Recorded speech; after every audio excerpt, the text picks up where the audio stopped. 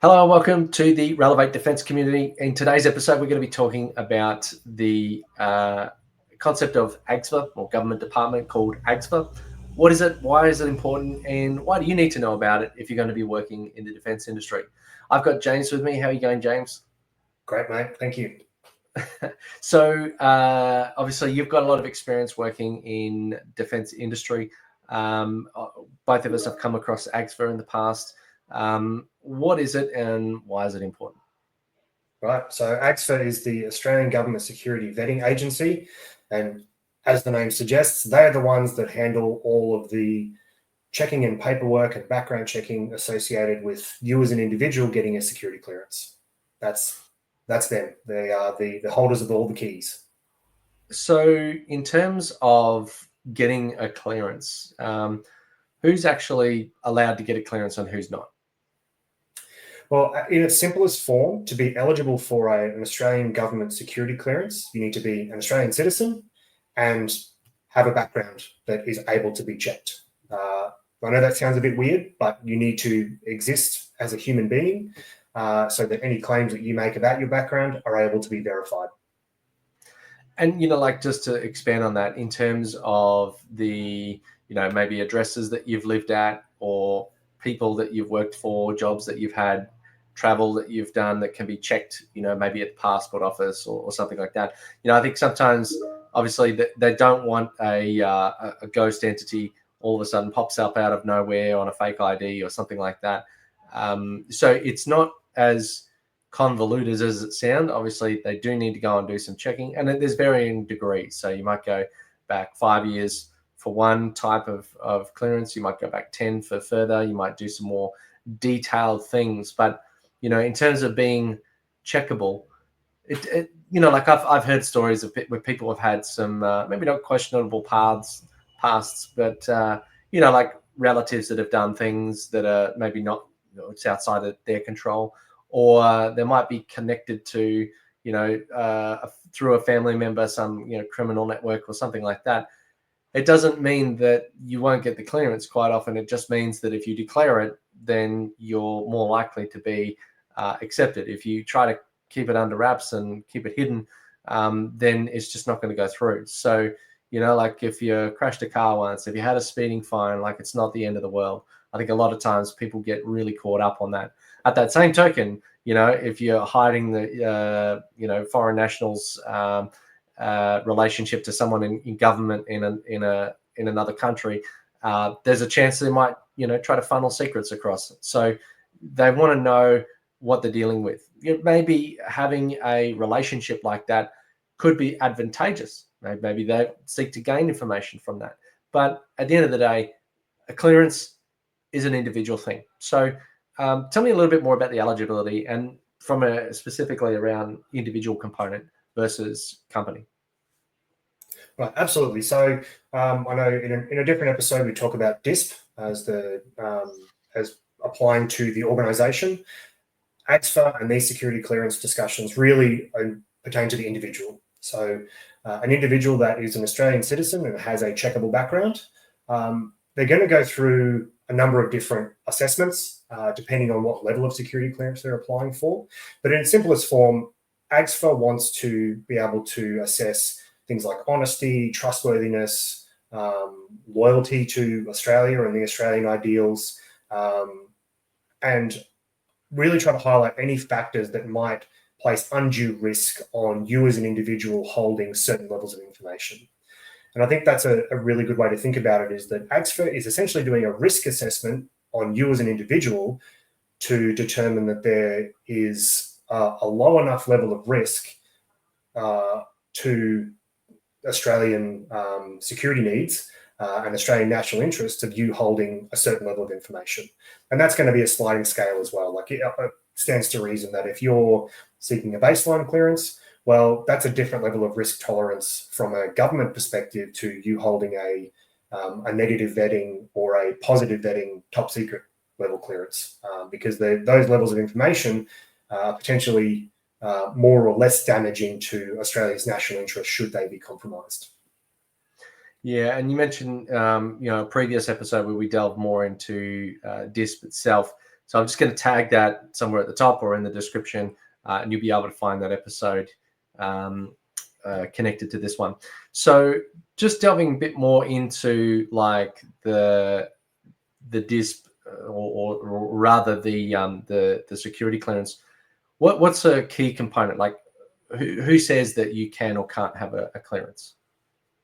So to even apply for a security clearance, you need what's called a sponsor. And that is someone who within your organization or within defense or government has said, hey, this person's role is they are required to potentially handle sensitive information. Therefore, they will need, in order to access that information, they need to undergo a security vetting process to obtain a security clearance. So you can't just go and say, put your hand up and say, hey, government, I want a security clearance. That's not how it works. There needs to be a need or an identified need as verified by a sponsor for you to potentially handle sensitive and classified information. Yeah, otherwise anybody could apply and anyone could get one. So very wise words. And I think the other concept just to sort of wrap around all of this, it doesn't matter what clearance level you're at, is the needs to know. If you don't need to know, you don't need to know, and you're not going to find out.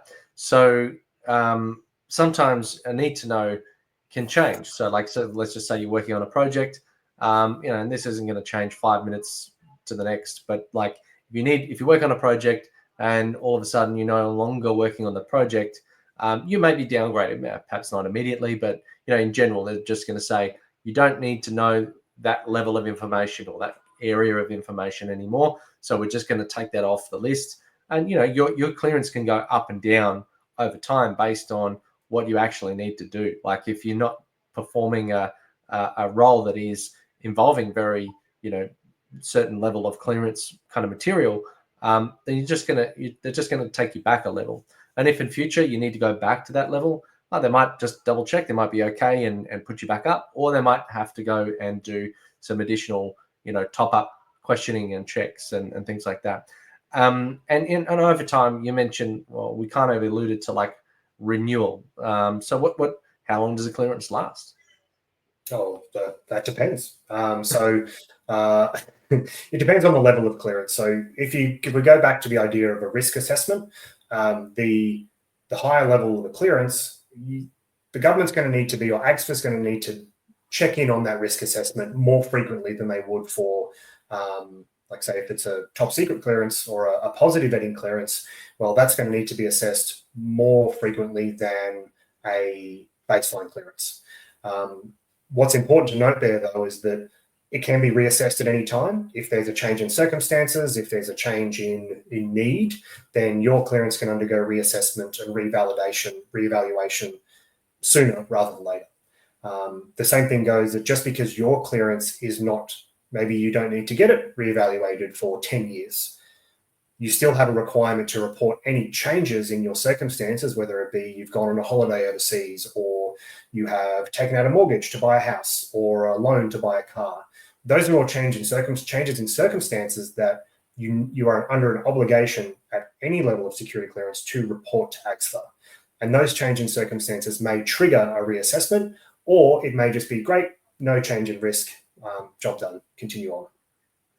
I think just to sort of frame that a little bit, like it would be more around the level of significance. So like if you got a loan, I don't know, like a payday loan for a couple $100 to cover you for the rent, probably not that big of a deal. But if you got something like a $10,000, $50,000, $100,000, something that kind of puts you in some kind of maybe financial trauma, because what they're trying to do is assess the risk. If you're in a bad financial state, then it kind of leaves you open to someone saying, hey, we can give you a lot of money. We just need this from you. And that's a risk. And I think also, maybe a windfall as well. So maybe you get a lot of money and then someone might threaten to take it all unless you do something for them. So all of these are just like the leverage points that people can do to use to manipulate, or foreign intelligence services might be using to manipulate someone for some information. So that being aware, like at least the government being aware that you're under this pressure or something, they can go and investigate it. If you need to to do some other kind of like remediation or protect yourself in some way, they know the doors are shut, right? So if you get approached by someone that you shouldn't be approached by, as soon as the government sort of steps in, they know the doors are shut on that opportunity. They'll probably back off and try on someone else in another way. They're looking for the vulnerable people that are looking for an easy way out. So I think that's the most important thing is just be open and honest, and everything's going to be fine. So I think the last question I have is, how long is it going to take to get a clearance? Again, that depends. So the process as a whole is, say you've started a job, your company has decided that position requires a security clearance, so you in that position require to have a security clearance. Your sponsor will nominate you, and then that starts the process. So in its simplest form, you'll be asked to complete a range of paperwork for AGSVA for the assessment process. Once you've submitted that, the case officer will go through and do all the checks and balances. If that all checks out and looks fine, you'll proceed to an interview. And that process there could be anywhere from 3 months to 12 months, potentially even longer, depending on how complex the review is. So it's sort of a sliding scale where for a baseline clearance, that might turn around pretty quickly because that's the level of risk assessment isn't extreme. All the way at the other end, where if you're undergoing assessment for a positive vetting security clearance, so right at the top end, that process could take 18 months to 2 years, which is huge, I know, but if you consider the level of information they need to make those assessments and how complex it is, that's just how it works out. So everyone, you don't go straight from 0 to positive vetting. It is a process where you'll go from baseline to negative vetting level 1, negative vetting level 2, then through to positive vetting. So as you go through each of those processes, the information you gave previously carries over to the next one. So it doesn't necessarily reset the counter completely unless there are exceptional change in circumstances. And these days now with EPAC, which is the electronic version of submitting your security paperwork. I remember doing it the first time with paper forms and like hundreds of pages. If you made a mistake, you had to start all over again. And it was incredibly frustrating. So many trees were wasted in fresh printouts of these security packs. Now with the EPAC, it's really easy. Log in, and next time you go and do your refresh or whatever, they just send you the link, and like you said, it's all there. You just go update the latest changes between the last time you did it and this time. So you might have gone, I moved house once, or I went on a couple of holidays here, and here. Here's the dates, and done. And that's really, really all it is. So it is good that it is a little bit more streamlined these days. There are organizations that assist with, EPACs and helping out with the conversation, also the how to answer questions, because, you're going to doubt yourself because you want to do the right thing. And then you'll ask a question and you're like, oh, do they mean this or do they mean that? It's not as complicated as it sounds. Like it is and it isn't. It's not like anyone's trying to trip you up and catch you out. It's more like, they've got a process. They're going to go through it. They're going to do some checks and balances. They're going to make an assessment. If they've got any questions, they're probably going to come back and ask you. So it's not a big, scary process. It might be a little bit time consuming, might be a little bit detailed, but it's worth it. And again, if you're picking up the theme of these videos, the content that we're producing here is about how do we demystify getting into the defense industry? How do we break down the barriers and the unknowns for you so that you can find your way through the process and get to a position where you can make a viable effort at a defense contract.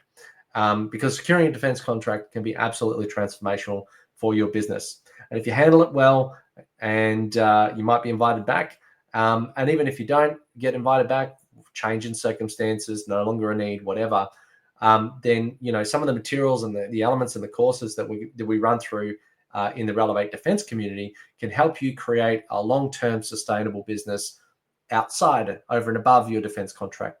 So these are some things that you need to think about. Again, we're looking at this from a personal perspective, but whether you're the director, whether you're middle management or the person on the machine, you could well need to fill out a security clearance. So I hope you've enjoyed watching. If you are looking for maybe finding out more about the defense community, then you can go to the link on screen, defense.relevate.com.au. And we've got forums, courses, more content like this, and we go a lot deeper into some of the issues. Other than that, thank you so much for watching. Thank you for your time, James. Really great to go through this with you. And you take care, and we'll see you on the next episode.